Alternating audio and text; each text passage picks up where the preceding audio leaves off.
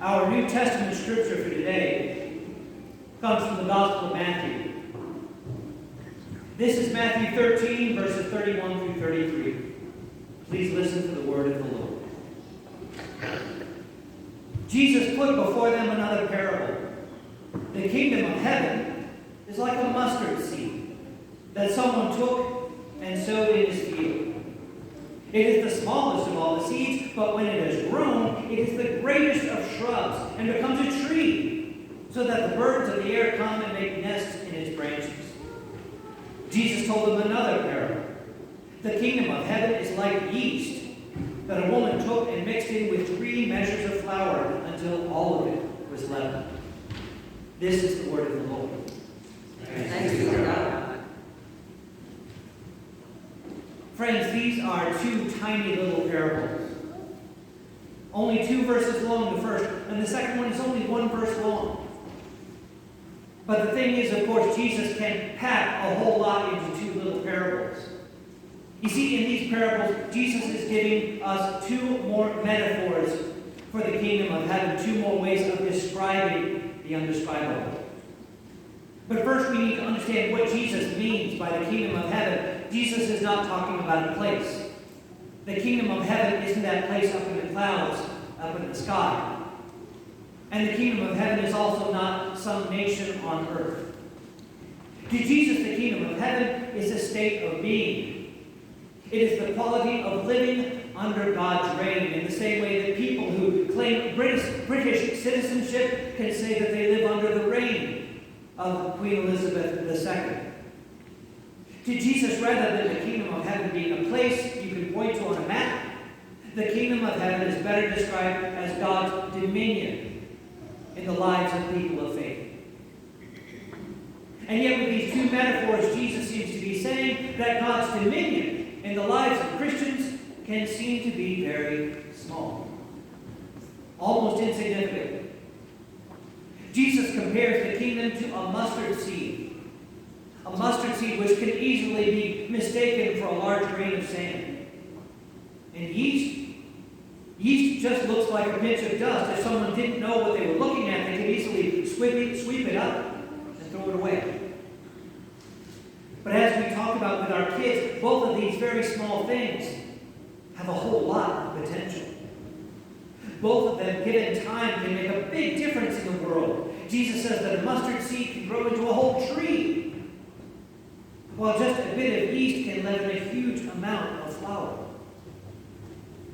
Now, some of you with green thumbs, next spring might start picking out seed packets, so you can decide what you're going to plant in your gardens. But you'll notice something on those packets of seeds. The picture on the front, it's not a picture of seeds. It's not a picture of what you'll find in the envelope. On the picture, you'll find a beautiful flower, or a big red juicy tomato, or one of those record-breaking pumpkins, the ones that they have to lift out of the field on a forklift. Because the thing is, nobody buys a seed packet just for the seeds. They buy those seeds because of what they have the potential to become. So Jesus tells us that God is a God of potential. In the same way that we look at a seed and see a tree, or we look at a packet of yeast and see a loaf of bread, God looks at those of us in the kingdom of heaven and sees so much more. God looked at Abraham and Sarah, an older couple, way beyond childbearing years, and saw not just a family, but a huge family, a nation numbering more than the stars in the skies. God looked at David, this half-naked shepherd boy. And what did God see? A giant killer, a psalm writer. God saw the greatest king Israel would ever know.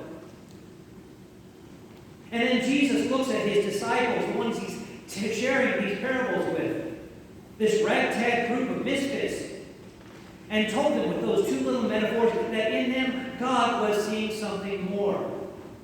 God saw evangelists. God saw miracle workers. God saw apostles and saints. Jesus looked at these unemployed fishermen, but in the kingdom of heaven saw their potential to change the world in his name. What else does Jesus tell us about the kingdom of heaven? Jesus says that it has to be used. We have to do something with it. We have to plant a seed in the ground in order for it to become a tree. A pinch of yeast has to be mixed with flour and all the other ingredients for it to start that chemical magic that makes our kitchen smell so good. And there's something else that Jesus wants us to know about the kingdom of heaven. Jesus says that the kingdom of heaven does something to us. It transforms those of us in the kingdom. Only in the church we have another word for that. And that word is the kingdom of heaven redeems us. That's a huge word, and in order to explain that to you, I'm going to have to use yet another metaphor for you. Who here has used coupons? Anybody clip coupons when they shop? It's just a slip of paper that helps us save money when we buy something. Now, by itself, that coupon is worthless. It says so right in the fine print. It's just a slip of paper. Until it is redeemed. Until it gets used and then it becomes worth something. It helps us. When we redeem a coupon, it is transformed into something that is a lot greater than it was. A mustard seed, when it is planted, can be transformed into a tree. A tree that grows spice, it makes a home for birds, it provides a place of shady rest for a weary traveler. A pinch of yeast mixed with the right ingredients is redeemed. It becomes part of a loaf of bread or a pan of cinnamon rolls. The kingdom of heaven transforms us, it redeems us, it makes us something more, something greater than we ever were. And in that redemption, the kingdom of heaven does something even more than that. It benefits others. That tiny little mustard seed, when it is grown into a tree, it becomes useful, it becomes helpful to the birds of the air, to that tired traveler, or just to someone who happens to like mustard on their hot dogs. And that yeast that was just a fingerful of powder, as anyone who has ever been in a bakery will tell you, it makes the room smell like heaven.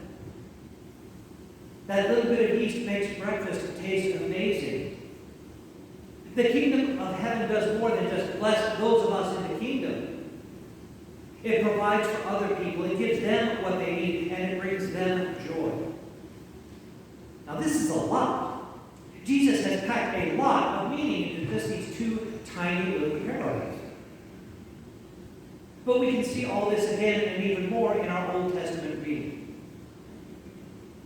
Through the prophet Ezekiel, God was talking to the people of Israel at one of the darkest times in their nation's history. The Babylonian Empire had invaded and conquered Israel and had dragged all their people off to live in exile. But even now, God says, even now there is still hope. God says, I will take that giant tree that Israel had been in the past, and I'm going to take one tiny little cutting off it. Just a twig. Tiny. Insignificant. Until it gets planted back in Israel. Back where it was supposed to be in the first place. And there, God says, that little green sprig is going to have the potential to grow and become great. Because God is going to use it. God is going to plant it and nurture it. That little twig is going to transform. It will be redeemed into the great tree that God meant for it to be. And being redeemed, it will also provide for so many others. It will bear fruit and provide a home for every bird that flies. And on top of all that, God is going to do one more thing with what had just been a twig. In Ezekiel 17, verse 24. All the trees of the field shall know that I am the Lord. I bring low the high tree, I make high the low tree. I dry up the green tree and make the dry tree flourish. I, the Lord, have spoken. I will accomplish it. Just that little bit of greenery being planted by God is going to be transformed into a great tree. It's going to provide for so many others. And that little twig has brought praise to the Lord. That little twig, now having become a great tree, has taught the world who God is and what God can do. That the Lord can take a tiny little twig and end up blessing the world. So no, the kingdom of heaven isn't just a place. Jesus tells us that the kingdom of heaven is what God's dominion does for us in our lives. Let's apply that to our own citizenship. You see, the thing is, I can't tell you what it means to be an American, to pledge to live under the laws and the Constitution of our country. I can tell you what it means to me, but the thing is, I can't say that it means the same to every American. And I definitely can't tell you the hopes and dreams of every immigrant who has taken that oath of citizenship, what it means to them when they first get the chance to recite the Pledge of Allegiance for the first time as a citizen of our country. But in these 3 verses, in these 2 tiny little parables, Jesus tells us what it can mean to us to live under the dominion of God, to live as citizens in the kingdom of heaven. It means that we may start out small. Friends, some of us may be at a point in our lives that can make us feel very small. Something about our jobs or our relationships, something about our health or even our spiritual lives.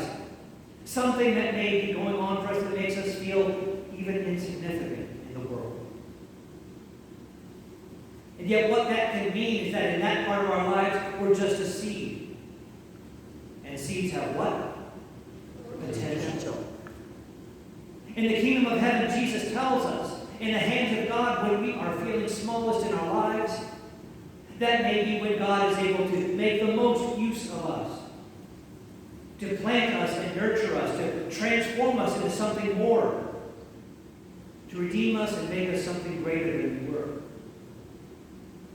And in doing so, God can make our lives a blessing for others, for our families or our friends, maybe even people we've never met. In that growth and transformation, we can befriend people, we can nurture them. We can welcome them to church on Bring a Friend to Church Sunday, which is next Sunday too. And the Sunday after that, and the Sunday after that. We can nurture people, we can teach them, we can forgive them, we can liberate them. And as if all that wasn't enough, the kingdom of heaven is going to do one more thing with our lives. Our lives, when they are planted and nurtured, when they are grown and transformed by God, will offer praise to God. To the world, we will be one more sign of God's power and might, and one more testimony of God's mercy and love. All because people can look at what God has accomplished in our lives, and they can begin to believe in what God might want to accomplish in their lives. Friends, we have seen what God can do with a seed, with some yeast. We've seen what God can do with a tiny little country, a country that was lost and then was able to return home.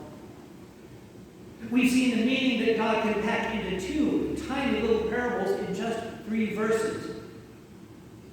Imagine what can happen in the smallest, least significant part of our lives when we choose to live under God's dominion, when we choose to claim our own citizenship in the kingdom of heaven. Let God's people all say, Amen. Friends, will you please rise and join together in our affirmation of faith?